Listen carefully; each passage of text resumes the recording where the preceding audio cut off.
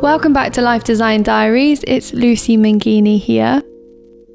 Now, if you've seen any of my social posts recently, you will see how excited I am to share with you this conversation with one of my favourite authors, Sarah Knight. She has written some incredibly popular books, The Life-Changing Magic of Not Giving a Fuck, Get Your Shit Together, which is a personal favourite, You Do You, and the brand new one, Calm the Fuck Down. Sarah's gone from living a chaotic life in the middle of New York City to jacking it all in and fleeing with her husband to a sleepy coastal town in the Dominican Republic. So in our conversation, we talk about everything from her new lifestyle, writing the books, to how her friends and family have reacted to her new no fucks given approach to life. These books really did have a fantastic impact on my life and helped me pack up and travel the world with Ross. So I highly recommend going out and buying the new one, reading up on them and following her and her approach. So please enjoy my conversation with Sarah Knight. Okay, hi Sarah. I'm really lovely to have you on the podcast today. Hello, thank you for having me. I'm an avid fan of the awesome books. So, do you kind of want to set the scene as to where you're living now and your sort of transition from where you were to where you are today? Sure. So 3 years ago, in the summer of 2015, I quit my job, my corporate job as a book editor in New York City, which I had been doing for 15 years. And I wanted to go freelance and become just a freelance editor and just, live my own life and make my own rules and all of that. But it evolved very quickly into writing my first book, The Life-Changing Magic of Not Giving a Fuck. And there's probably, you can probably understand why I happened to write that book after I quit my corporate job of 15 years.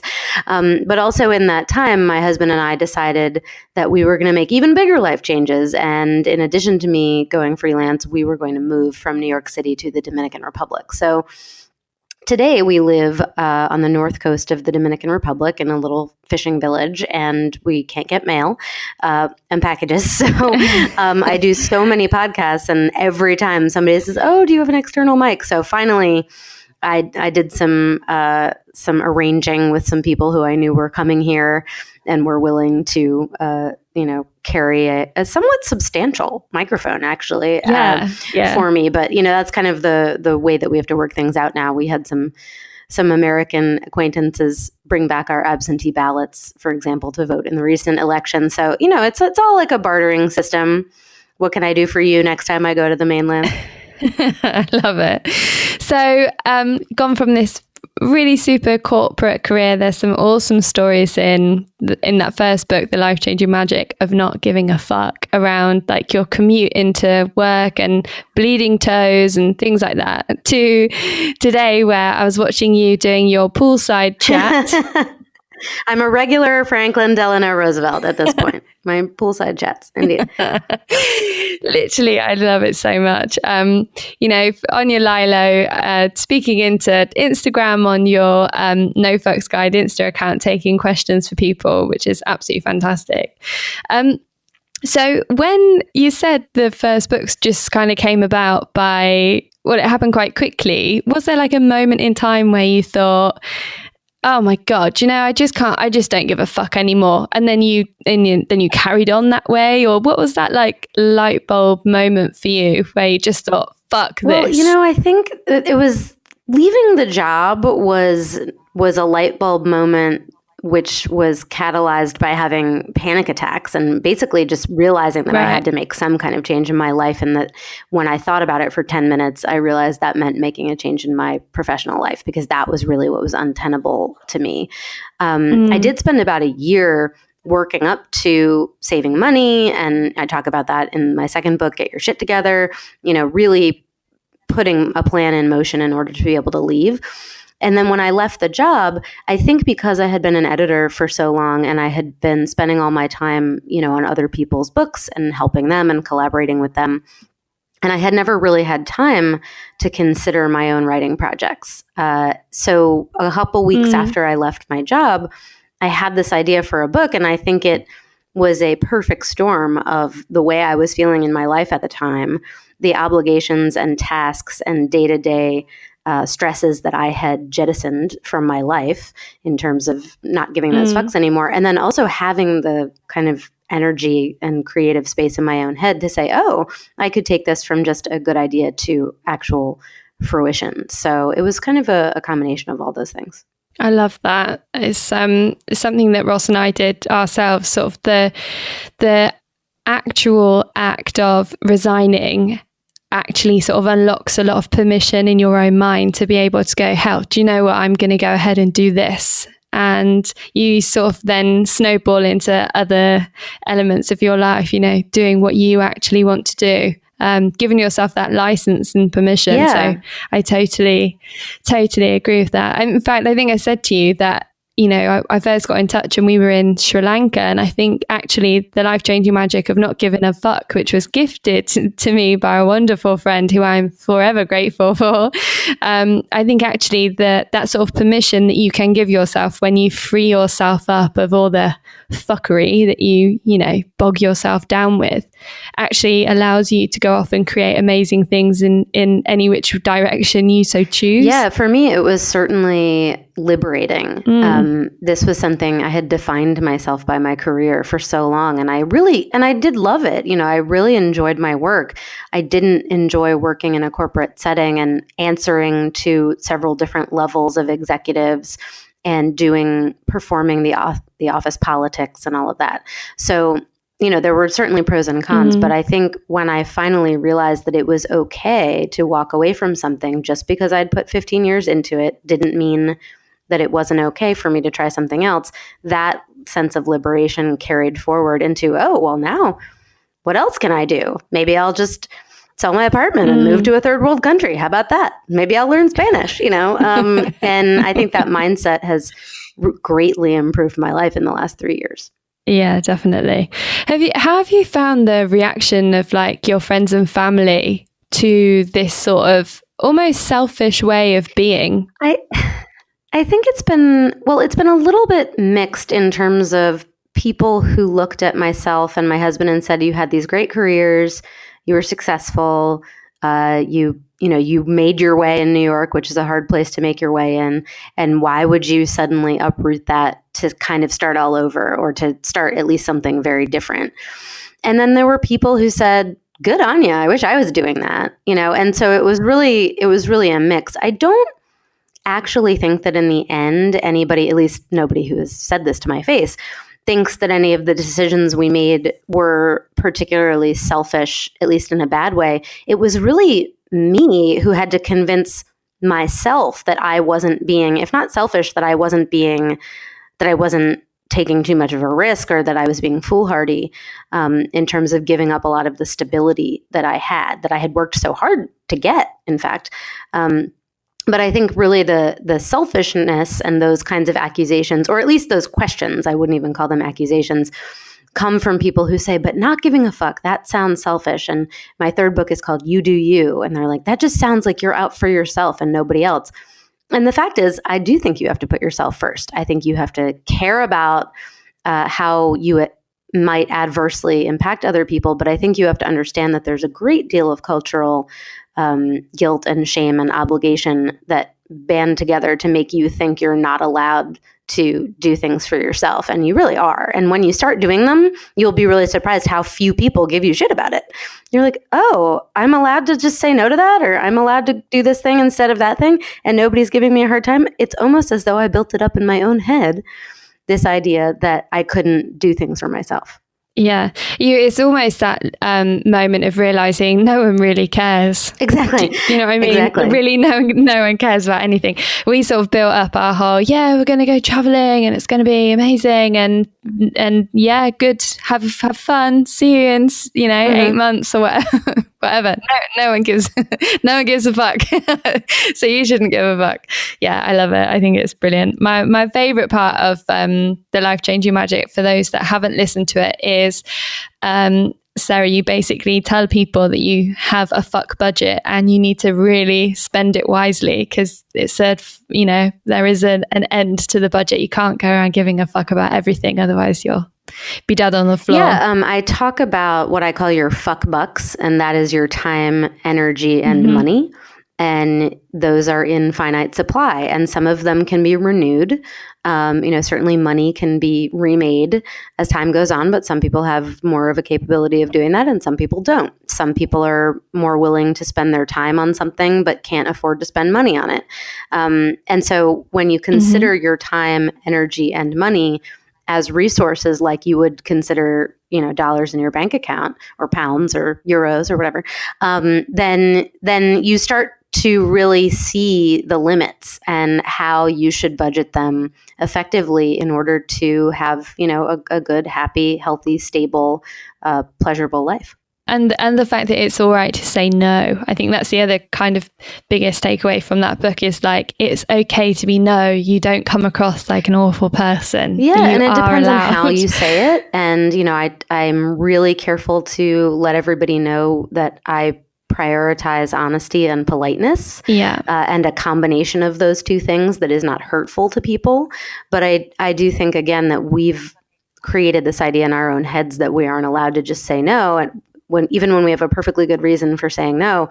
And if you just honestly and politely tell someone, I can't make it, I can't afford that, I don't want to, I don't have time, then it's usually fine. It's when we torture ourselves and we don't RSVP to something until the last minute and we say no, it would have been much more polite to just do it when the invitation was issued, instead of causing everybody the stress of no response. So, there are ways to say no that are just very straightforward and perfectly nice. And in my experience, people tend to accept them. Yeah.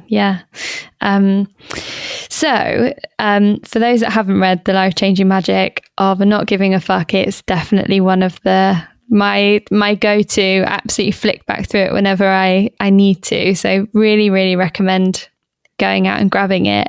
And then that brings me on to get your fucking shit together. And again, this book definitely was more practical. Okay, so I've got my head right. Now I need to get my other shit right.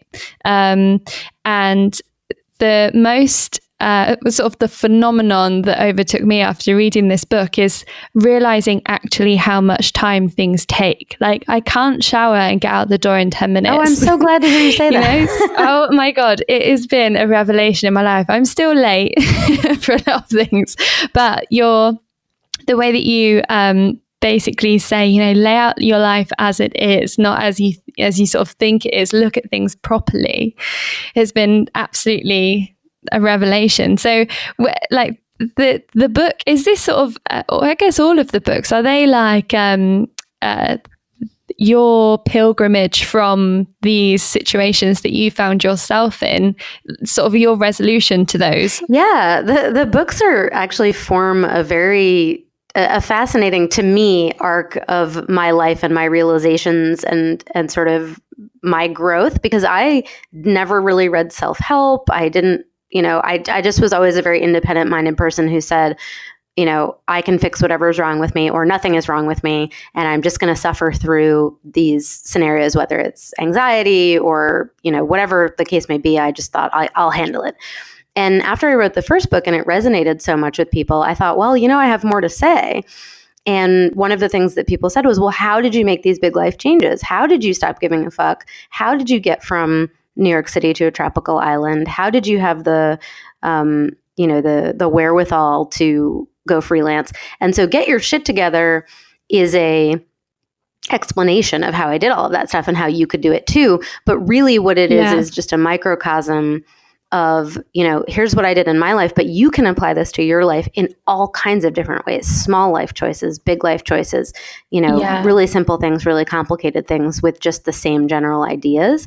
So that book, which did even better than the first book, and so, I was so excited about that, is really me. I mean, that is the way I've been since I was 7 years old. The other books, Not Giving a Fuck, that's a thing I had to learn and come to. And then the book that followed, You Do You, is also more of like a revelation for me of like, it's okay to just be who you are, and not try to change yourself. And there's nothing wrong with you, and use what you have as strengths, even if other people call them weaknesses. So it's a mix, again, but I think Get Your Shit Together is the most quintessentially me of all of the books.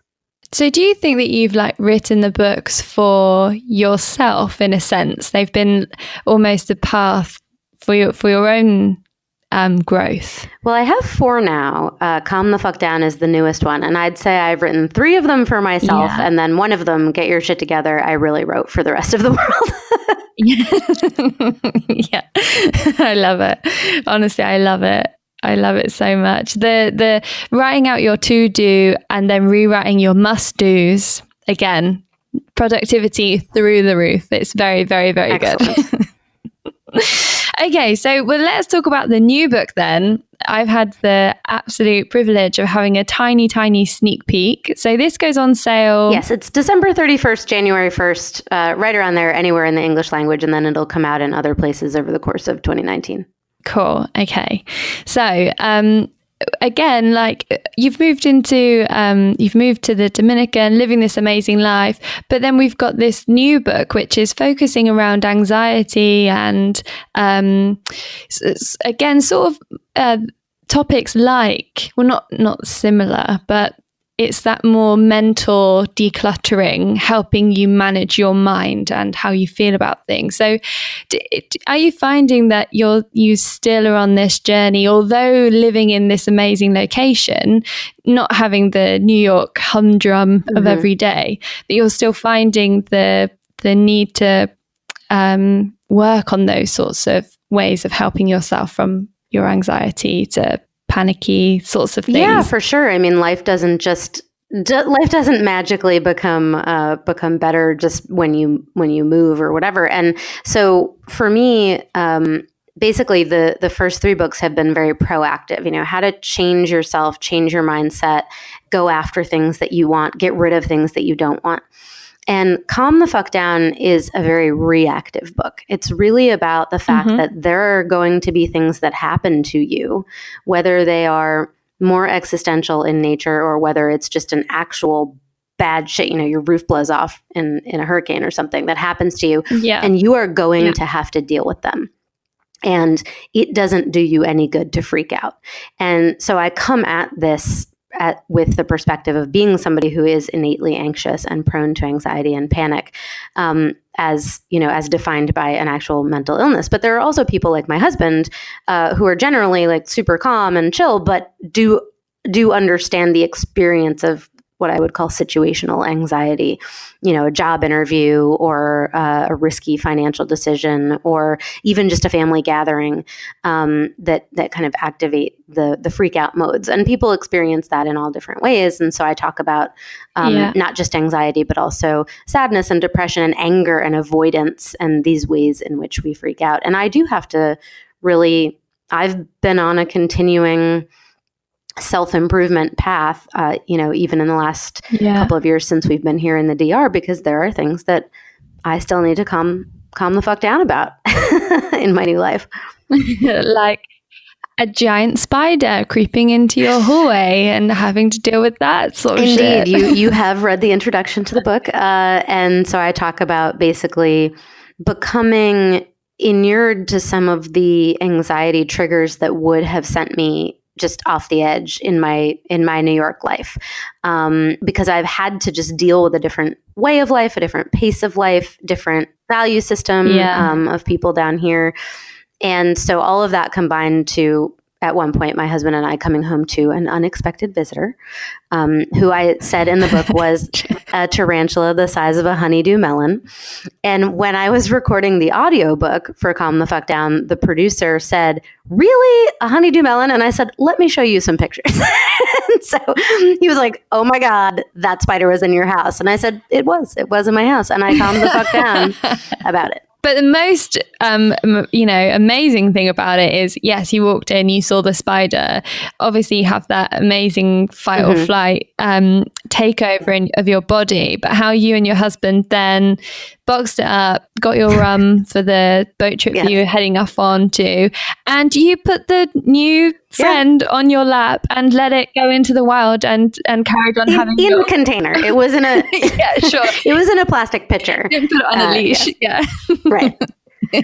Yeah, having the sort of composure and actually not letting yourself get so hot in such a hot state about it, and just dealing with the situation as it is right then in the moment and kind of getting on with things. Well, hopefully I'll be able to summon that reaction again if it happens again. But, the whole book is really about converting those moments of panic or anger or, whatever freak out you're experiencing into, okay, now what? What am I going to do about it? And the book has, there's two parts. It's calm the fuck down and deal with it. And so you aren't going to be able to deal with anything if you can't calm the fuck down first. So first we focus on that. And then the last part of the book is about really just actively, practically dealing with things. So I'm pretty pleased with it, actually. I think it turned out to have been the most helpful for me to write because I'm trying so hard to live it on a daily basis so that I am not a hypocrite when the book comes out. Sure. And I do think I've been much, much more chill as a result. So that's great. Awesome.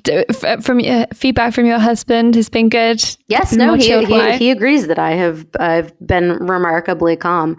Not always, we all have our moments, but yeah, sure. Well, it's human nature, isn't it? And there's lots of talk at the moment about everybody talking about the secret, the book, The Secret, and how if you just think positive things all the time, then everything's great. And actually, if something bad happens to you, it's because you're not committed to being positive. But I think with your principles and the stuff that I've read, shit happens. You just got to get up and sort of deal with it and not dwell on it and move on. And I just think it's fantastic principles to live your everyday life, whether you're crazy, influential, or you're just every day, heading to the gym or whatever. Well, thanks. It's really, really simple, nice stuff. Yeah, I love it. It works for me. I mean, it's great. I'm really enjoying it.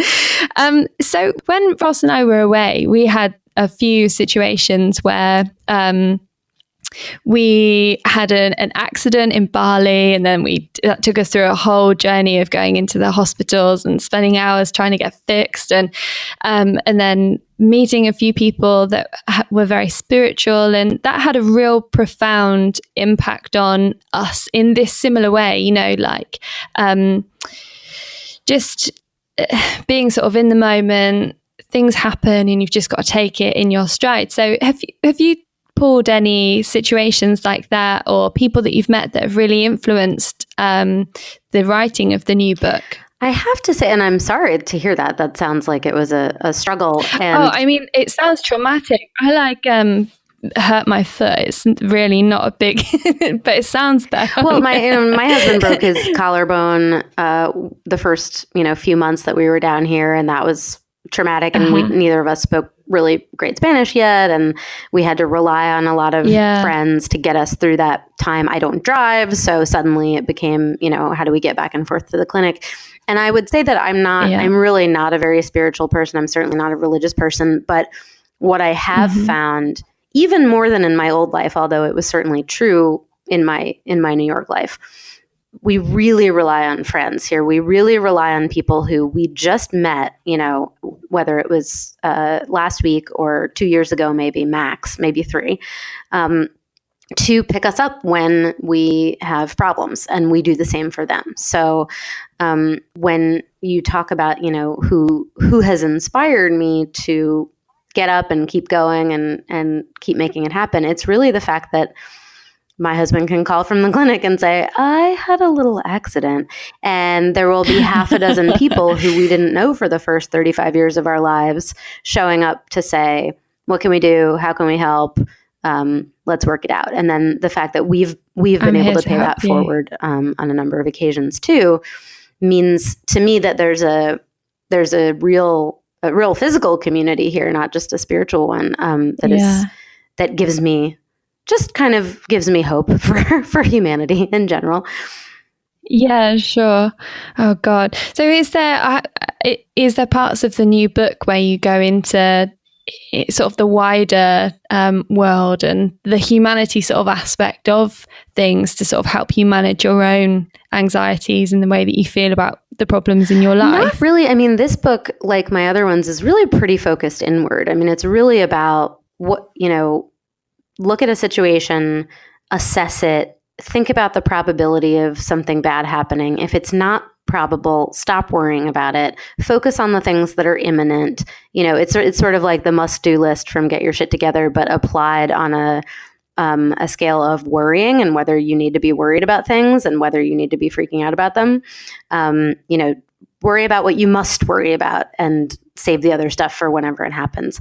So really the books are definitely more sort of geared toward the individual in that way and really taking control of your own mind. And I talk about also in Get Your Shit Together, I say, you are the boss of your own mind. You are the one who can control your thoughts, your feelings, your emotions, your reactions. And so in terms of calming the fuck down, it's really about, what you're capable of and what you want and how to get there. And you kind of really do that for yourself. Yeah, it's so true.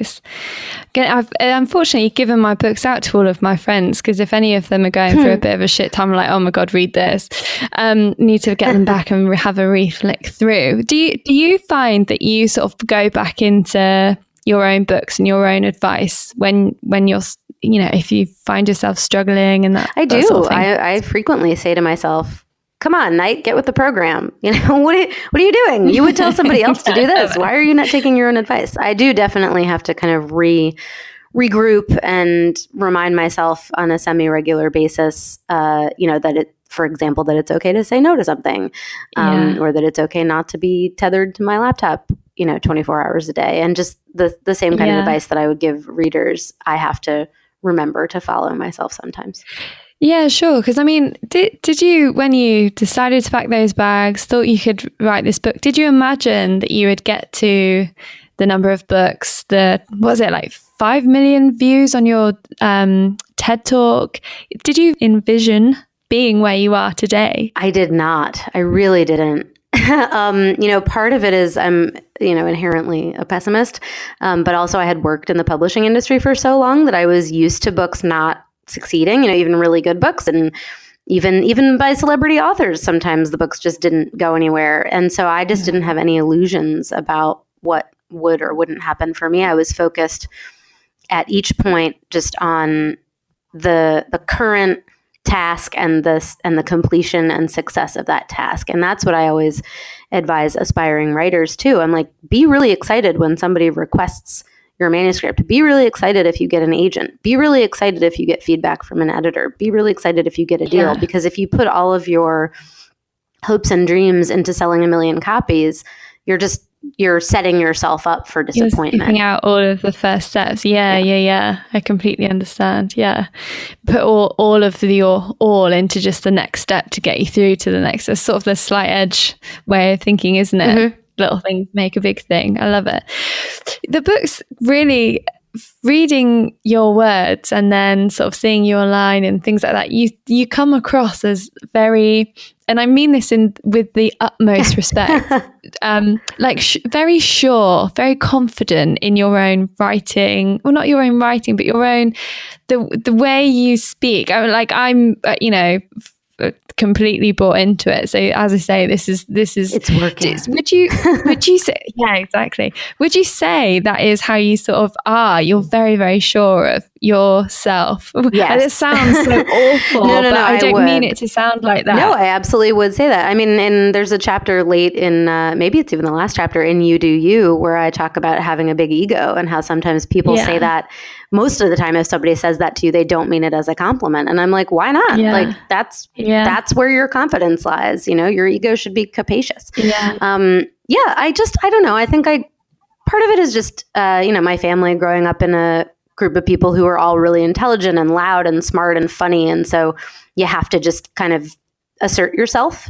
And then part of it is just, I really do buy what I'm selling here. Like, all of the books I've written have been, are really personal about things that have worked for me, whether they're things that I learned in my late 30s or whether things that have been working for me my whole life. there's no reason not to be confident in them and to really speak about them in a confident way, because I know they work. And it doesn't mean it'll work for everybody, but I'm not kind of, I think that it all is very natural. What you're getting is just an authenticity. And so that's great. And when there comes a day when somebody tries to float me an idea to write about that doesn't feel like me, I just say no. I say, that's not something that I can say with confidence. Yeah, testament to, as you say, living what you're writing about. So, yes, it's very, very good. I've had to make a note, try not to be too complimentary about the book. Honestly, it's funny. Anyway, last question, and then we're gonna head into two questions that I've got from people that have written in, which I think are very, very good. You are very, very in touch with the people that are fans, basically. So, I've commented on a few things that you've written or dropped a picture of the book, and you've commented before, which has been fantastic as someone that really has respected the writing. How do you find the balance of, as you say, practicing what you preach, but then having such a full-on job, I suppose? Yeah. Well, I'm glad that I am at a point where I am able to be responsive to people all over social media. It's definitely getting a little bit harder to do because the books are growing and the audience is growing and the social media channels are growing. And so I don't have as much time, as particularly when I'm writing a new book, and some people email me looking for appointments to do podcasts and stuff. And I have to say, I am on lockdown for 2 months, come back to me later, because I really can't do anything. And in those times, my response time suffers a little bit, but I do try to just express my gratitude. It's really just me saying, I see you. I saw that you did that. Thank you for reading. I appreciate it. Yeah. Because I really do. And so if there comes a time when I am so wildly famous and have millions of followers and just can't keep up with it all, then that time might come. But I hope it does in some ways. But I really do try to just let people know that I appreciate it. And I think that comes as much from my days as a book editor as anything, because a writer, I've seen writers just pour their lives into these books, and the editors and publishers and marketing people and publicity people and everybody who is part of that process. And to just get a little bit of praise, or to know that there's somebody reading your work, can kind of just give you an injection of yes, okay, I can go on another day. So I am just sort of groomed to really appreciate readers, generally speaking. And then also for my own stuff, it's been really nice. So. Yeah, that's really interesting. So do you think that it's been, because I sort of feel when you go into doing something new, it's, you've found success from something, it's tend to be because you are slightly naive to it, but you saw the whole picture, like you say, you've seen books fail. So do you feel like it helped or hindered you with all of the experience that you have writing, launching, and then becoming this incredibly successful writer? Well, I think it helped. Certainly I think that I had a combination of knowledge and experience, but also the jadedness to think, well, it probably won't work, So I might have been a little naive. My agent would tell you, I knew it was going to work from day one. That's her part of the process, is to be really confident. And obviously my editor thought it would work, or he wouldn't have bought the book. There were 6 publishers that were competing for the first book. So people all, they bet on it. But I bet on a lot of books when I was an editor, and, usually probably 20% of them really succeed. So I think I was really prepared. I had a lot of experience, I had a lot of contacts. I understand how it works. I have a kind of experiential and also innate understanding of self-promotion and just, what the things you could do to help yourself along the way. Yeah. That said, I certainly didn't envision that the books would grow so huge so quickly. So that's great. That's been a surprise, and I'm very happy about it. Likewise. Okay, so I'm going to ask you two questions from two lovely people that fired them over to me on Facebook. So the first one is from Beth, and she says, I would ask Sarah, at what point did she realize that her not giving a fuck ethos was something that was applicable to nearly everybody? Did she just start chatting to friends about her theory and everybody just started nodding in eagerment? I realized, thank you for the question, Beth. I realized it while I was writing the first book, as I was pouring out all of those thoughts about not giving a fuck. And the book was due in 1 month. So I had 4 weeks to write it. So it was a really insane. Like from a white piece of paper? Yeah. So it was a really insane time in my life, and I was kind of in a fugue state. And sometimes I open up the book and look at it and think, I don't even remember writing that because, I was just fueled on, Diet Coke and red wine. But as I was writing, I was like, oh God, I have a lot to say. Oh, this really makes sense. And then I would test out little pieces of it on friends or on my agent or my husband or something. And when I was really getting these hugely excitable, vigorous nodding and yes, I think you're onto something. And oh my God, that makes total sense, was when I really started to feel it. And then now, I mean, daily I get outreach from people basically, telling me like this really spoke to me. So, but I started to feel it while I was writing the book. I just thought, oh, I'm onto something here. It wasn't a part of my personality that I had shared prior to quitting my job. Prior to that, I had been very, give it to Sarah, she'll get it done, she'll do it right, she's got her head down, moving forward, she gets shit done. Yeah, and I wasn't not giving fucks. I was giving all of the fucks. And so I definitely think it was while I started to write that the floodgates really opened. Okay, and then the second question is from Amika, and she says, oh God, yes, I'd love to ask her. I'm curious to find out what she's done with all the free time, energy, and money she's managed to receive after not giving a fuck. I've done a lot of sleeping, Amika. Really, I sleep a lot, and it's glorious. One of the best things about my new life is that I don't set an alarm. Unless I have to catch a plane or something, but even then I try to fly in the afternoon. And I've also been able to do things that I always loved doing and never thought I had time to do. So for example, just pleasure reading, because when I was a book editor, I was always reading all day, all night, and all weekend books that I was working on. And I wasn't really getting to branch out to just things that I wanted to read for no other reason than I just really wanted to. So I've done a lot more reading. I do a lot of sunbathing, which I'm, I have no qualms about saying that. I really enjoy just laying around in the sun. And so I do a lot of that. But I also just spend a lot more time with my husband and with my friends. And I don't think that you have to quit a corporate job to be happy. I think many people can be very happy in a 9-to-5 life or a 9-to-8 life or whatever. I happen to be an advocate for working for myself because it's great to only have me to answer to. But that doesn't mean that I don't have deadlines and I don't have people that I'm trying to please at different times of the night and day, but it means I'm in charge of it. So the time, energy, and money, the fuck bucks that go into my fuck budget, I have a great deal of autonomy over them. And so I really just do what I want. I mean, that's the simple answer, is I make time for the things that make me happy, and I don't make nearly as much time for the things that don't make me happy anymore. Excellent. And I think that makes for a very good friend and all-round person if you can just be happy and getting on with your life as you wish. I agree. I think it makes you a much more pleasant person to be around. Rather than worrying about gluten-free kids biscuits or whatever the example is. Yeah. Not, I do have a very close friend that is gluten intolerant. I know that she'll listen to this. So I do care about your gluten-free biscuits, Harriet.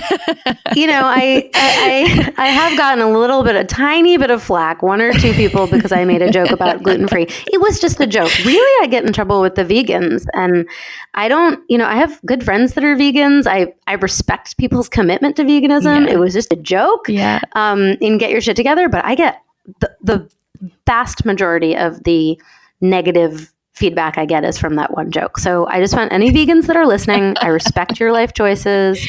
I just don't really want to hear about it all the time. That's what the joke was about. If you're a vegan who isn't always telling other people to be vegan, then the joke is not about you. Yes, I know a few of those people too.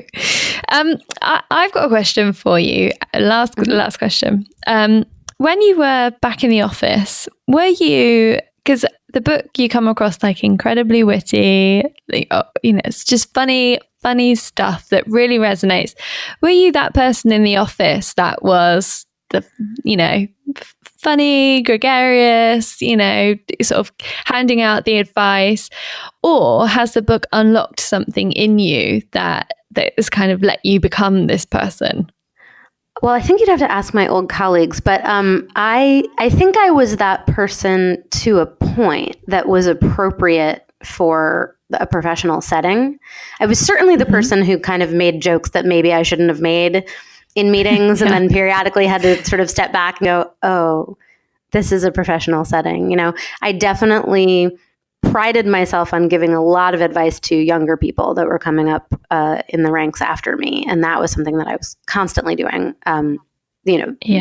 solicited advice. I wasn't just knocking on cubicle doors and saying, hey, let me tell you something.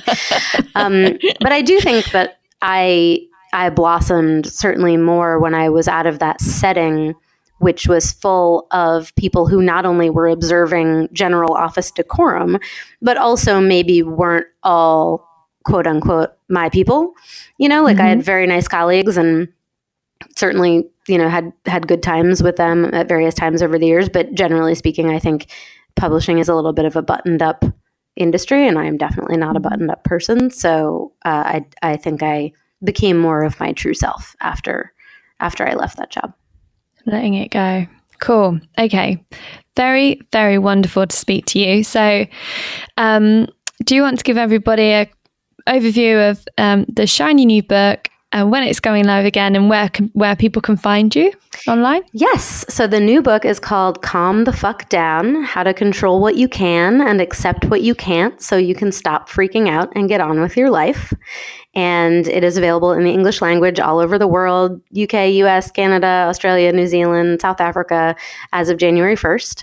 And you can find all kinds of information about it and the rest of the No Fucks Given guides at nofucksgivenguides.com. You can buy the books there. You can watch my TED Talk there. You can subscribe to my newsletter there. And in my next newsletter, if you subscribe soon, you're going to get advice from my pool, which is, Lucy, what you were talking about earlier that I've been teasing on Instagram. So I am doing a web series from my pool, and we'll see how it goes. Yeah. Looking fabulous in the bikini in the pool. I love it so much. And then where can people find you on Twitter or Instagram if they want to keep an eye on what you're up to? So me personally, I am MC Snugs. That's MCSNUGZ on Twitter and Instagram. And I also maintain the No Fucks Given Guides accounts. So on Twitter, that is No Fucks Given. And on Facebook and Instagram, it is No Fucks Given Guides. And all of those links and stuff are available on the website. So if you just go to nofucksgivenguides.com, you can find everything you need to know. Yeah, sure. We'll definitely include all of those links and links where you can buy all of the books, the shiny new books, in the show notes. So I just want to say thank you so much for coming on and having a chat. It's been really, really nice to get to know you, and good luck with the release, and have a really lovely rest of the year. Awesome. Thanks to you too. And I will look forward to listening when it comes out.